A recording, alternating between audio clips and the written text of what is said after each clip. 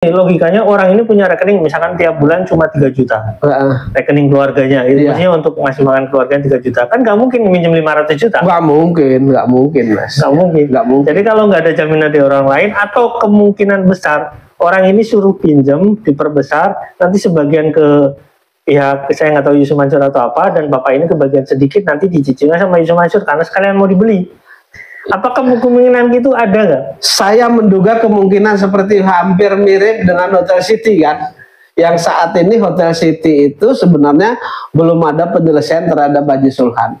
Ya, saya kira kan ada di Bapak juga kan? Iya, berkasnya ada di saya juga. Jadi saya kira mirip-mirip dan ini selalu seperti itu. Ya. Kalau kayak gitu kan modelnya kayak mafia dan Yusuf Mansur kan pernah mengatakan ketika ada orang macet dan lain sebagainya, seolah-olah Yusuf Mansur itu datang sebagai pahlawan yang ingin menyelamatkan membayar utang itu, tapi ujung-ujungnya adalah seorang disuruh nambah hutang, uangnya kemana kan nggak mungkin kalau orang disuruh nambah hutang dia yang sebagai pahlawan nggak dapat kan nggak mungkin mas.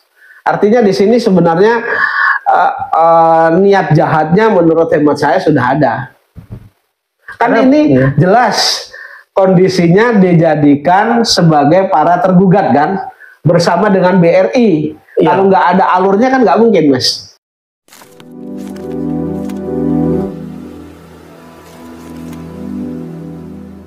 Karena orang yang meninggal, si ahli warisnya nggak tahu apakah uang itu masuk ke Yusuf Mansur atau enggak.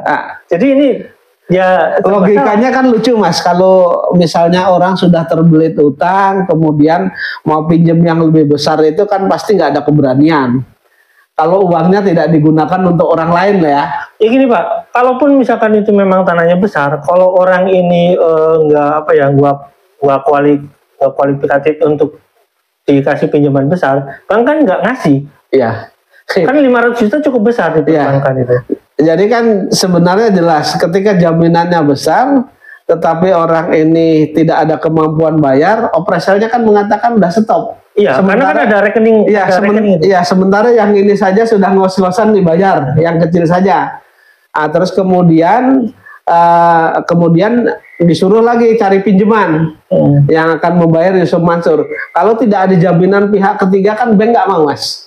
Iya, karena kan ini logikanya orang ini punya rekening misalkan tiap bulan cuma 3 juta rekening keluarganya itu maksudnya untuk ngasih makan keluarga 3 juta kan nggak mungkin minjem 500 juta. Nggak mungkin mas. Nggak mungkin. Jadi kalau nggak ada jaminan dari orang lain atau kemungkinan besar orang ini suruh pinjam diperbesar nanti sebagian ke pihak saya nggak tahu Yusuf Mansur atau apa dan bapak ini kebagian sedikit nanti dicicilnya sama Yusuf Mansur karena sekalian mau dibeli. Apakah kemungkinan gitu ada nggak? Saya menduga kemungkinan seperti hampir mirip dengan Hotel City kan. Yang saat ini Hotel City itu sebenarnya belum ada penyelesaian terhadap Haji Sulhan. Ya, saya kira kan ada di Bapak juga kan? Iya, berkasnya ada di saya juga. Jadi saya kira mirip-mirip dan ini selalu seperti itu. Ya. Kalau kayak gitu kan modelnya kayak mafia. Dan Yusuf Mansur kan pernah mengatakan ketika ada orang macet dan lain sebagainya, seolah-olah Yusuf Mansur itu datang sebagai pahlawan yang ingin menyelamatkan membayar utang itu, tapi ujung-ujungnya adalah seorang disuruh nambah hutang, uangnya kemana kan nggak mungkin kalau orang disuruh nambah hutang dia yang sebagai pahlawan nggak dapat kan nggak mungkin mas. Artinya di sini sebenarnya niat jahatnya menurut hemat saya sudah ada. Kan ini jelas kondisinya dijadikan sebagai para tergugat kan bersama dengan BRI. Kalau nggak ada alurnya kan nggak mungkin mas. Iya, karena pasti ya sedikit-sedikit pasti kan istrinya dengar. Iya. Dengar bahwasanya ya pasti kejadian waktu mau nambah hutang itu kan istrinya pasti dengar. Dan ini mesti ada dokumen yang menyangkut Yusuf Mansur. Kalau tidak ada dokumen yang menyangkut Yusuf Mansur yang bisa menjelaskan bahwa Yusuf Mansur itu yang akan membeli atau memberikan jaminan, nggak mungkin digugat. Dan nggak mungkin ngasih uang 500 juta lah. Iya. Kalau nggak ada kemampuan bayar. Iya. Karena kan kita sebagai orang yang belajar, ya kita kan belajar hukum perbankan, belajar di sana ada asuransi dan bla bla bla kayak gitu. Itu kan apresial itu salah satu kunci untuk kita mengeluarkan. Dan saya juga lebih juga mencurigai dari perbankannya, Mas, kalau seperti itu. Ya. Artinya ada main dengan perbankan. Ada kemungkinan. Ya. Karena orang ini kan jelas, si debitur ini kan jelas. Oknum ya. Artinya ada kerjasama antara oknum bank lah. Kan ada fee, tidak mungkin kalau debitur itu tidak mampu bayar, kemudian operasionalnya itu kalau tidak ada oknum yang bermain, lolos di operasional dan lolos di checking banknya, Mas. Kan logikanya gini, walaupun misalkan kalau itu dijamin sama tokoh terkenal pun, terkecuali memang presiden yang menjamin karena ucapan presiden itu fatwa gitu ya. Itu misalkan yang ngomong, misalkan tokoh politik itu, misalkan anggota dewan, maksud saya yang menjamin. Kalau cuma ucapan bank juga nggak mau. Pasti. Kalau presiden makan, ya namanya juga eksekutif, itu pasti ngasih lah namanya presiden. Jadi ada kalau di dalam perbankan itu, kalau di kita kan ada penjamin namanya bortohnya ya. Jadi ada bortohnya, kalau di bahasa orang-orang awam itu bortoh, artinya kalau mereka nggak bisa bayar nih, gue yang bayar gitu. Tapi kalau dalam bahasa perbanknya kan jaminan personal garanti. Jadi ada garansi dari seseorang. Sama saja sih orangnya sebenarnya pihak ketiga yang menjamin. Di dalam masyarakat biasanya disebut bortoh, kalau di dalam perbankan personal garanti. Ya. Kalau tidak ada penjaminan itu, kemungkinan besar juga tidak akan cair uang itu. Nah, tapi kan personal garansi pun biasanya ada perjanjian. Ini perlu dikaji lebih dalam, kemungkinan besar juga ada. Setidak-tidaknya ada oknum yang bermain dan ada orang yang menerima uang itu. Kalau tidak ada perjanjian atau tanda tangan di atas notaris, minimal biasanya ada oknum yang kong kali kong biasanya. Betul. Gitu. Karena ada fee di sana. Yang punya satu, ada orang luar, ada orang yang di belakangnya si debitur ini yang mempunyai relasi dengan bank, kemudian bank juga ada oknumnya. Itu perlu digaji. Menurut hemat saya bukan hanya perkara perdata biasa, utang piutang atau jaminan, tetapi menurut hemat saya sudah ada kriminal juga ini. Nah, ini kayak kalau ceritanya dengan banyak kasus seperti ini kan kayak mafia. Mafia. Dia bukan cuma mafia batu bara, jadi mafia tanah juga kalau. Kan perkaranya banyak, sudah bukan rahasia umum lagi. Ada perkara di kota wisata batu bara yang digagasnya. Sampai dengan saat ini belum ada penyelesaian. Kemudian bagaimana dengan patungan Hotel City? Kemudian bagaimana dengan pengambilan dana dari mitra kerja berkaitan dengan Paytrade? Paytrade itu kan banyak sekali anak-anak usahanya kan. Ada Paytrade Asset Management, ada pembayaran GoPay dan seterusnya. Itu banyak sekali, dan itu kan menjadi masalah. Program-programnya itu berantakan semua, walaupun mereka kemarin sudah dipromosikan sebagai dokter syariah ya, dokter ekonomi syariah, tapi kenyataannya kan berantakan semua. Bahkan yang memalukan lagi menurut hemat saya, setelah mereka dipromosikan sebagai dokter ekonomi syariah, kemudian salah satu anak usahanya yang digagasnya, yang itu digadang-gadang besar, Paytrade Asset Management, justru ditutup izinnya dicabut oleh OJK. Karena ada kemungkinan korbannya juga banyak gitu, Pak. Nggak, korbannya juga banyak, kemungkinan besar. Ada kemungkinan korbannya itu para wali muridnya juga di sana. Bisa jadi. Karena Yusuf Mansur menawarkan terang-terangan kepada wali murid. Kan ada videonya bahwa sekarang sudah tidak boleh diangsur lagi. Ya, SPP kalau sekolah mau maju tidak boleh diangsur lagi, harus dibayar sampai lunas nanti kelas 3. Nah, kemudian bagaimana kalau nggak ada duit pinjam ke bank, uang yang untuk pembayaran itu akan diputar di Paytrade Asset Management. Gitu jadi kan sebenarnya ya menurut saya tidak ada syariahnya sama sekali. Nah, itu kayak Dajjal menawarkan surga itu, Pak.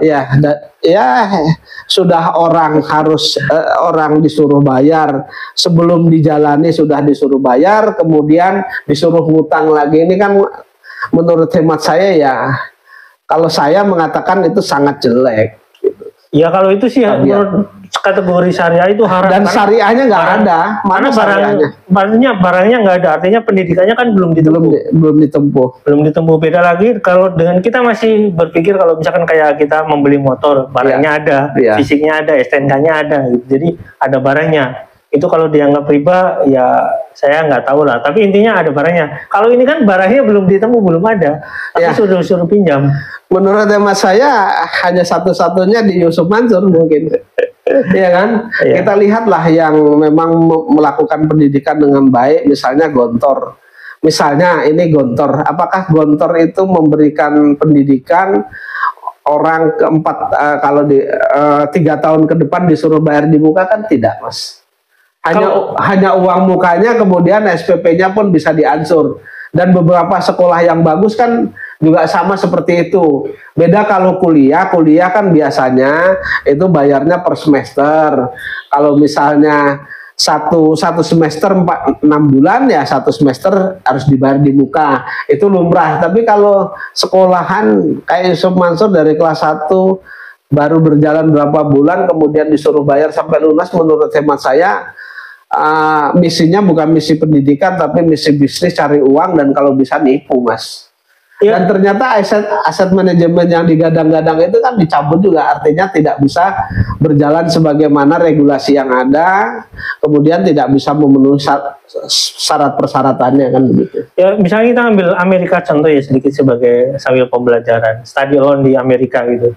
Itu kan cara pembayarannya tetap dicicil pada per semesternya gitu. Jadi walaupun itu ditanggung sama misalnya kayak perbankan dan akhirnya nanti harus nyicil kalau sudah kerja, tapi itu dibayarnya per semesternya sama pihak perbankannya gitu. Nggak dibayar sampai lunas gitu. Karena kalau orangnya meninggal bagaimana? Artinya kan hilang uangnya. Iya, kita membayangkan, saya membayangkan orang akan terzolimi ketika misalnya ini yang menyekolahkan ke sana misalnya satu ASN yang harus berpindah-pindah tempat, ya kan? Mereka mungkin sekolah di situ hanya 1 tahun saja. Kemudian anaknya karena mengikuti tugas orang tuanya harus dipindah lagi. Kalau mereka membayar langsung lunas kan mereka rugi juga, Mas. Artinya sekolah ngambil hak orang juga kan? Iya, artinya seriba-ribanya Amerika pun nggak seriba di Sumatera ini. Betul, ya.